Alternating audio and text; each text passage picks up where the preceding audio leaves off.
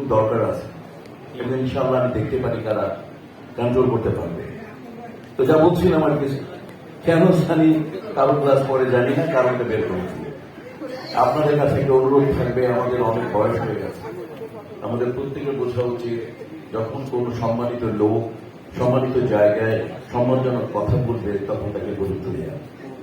তখন স্টেজে গিয়ে উঠে মনে রাখবেন সে কিছু বলতে চায়, নতুন কিছু বলতে চায়, এটা আপনাদের শোনা উচিত।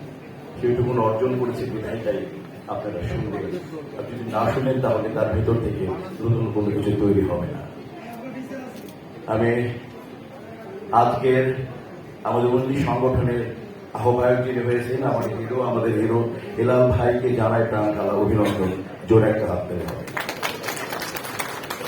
এই লোকটাকে আমি চিনি প্রায় 30 বছর আগে, প্রথম ছবি করেছিলাম তুমি আমার, প্রস্তাব সমতুল্য ডাইরেক্টর হাবিবুদ্দিন ভাই ছিলেন, প্রিয় তুমি, আমার বন্ধু ছিল ওমর সানি এবং হেলাল ভাই, সুপার ডুপার হিট। এবং আমি যখনই বিদেশে গিয়েছি, আমেরিকায় গিয়েছি, আমাকে ভাই ফোন দিয়েছে, মিশা তোমার কি লাগবে, কোথায় আসো তুমি।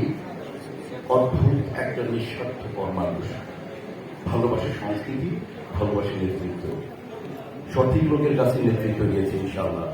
এবং আমি পুলিশ সংগঠনের আমার ভাই তানসিবর সদস্য সচিব করেছে, দুটো কংগ্রেচুলেশন, শিল্পী সমিতির মানে অসংখ্য ভোটে জয়লাভ করেছে, জয়লাভ নির্ধারিত ছিল।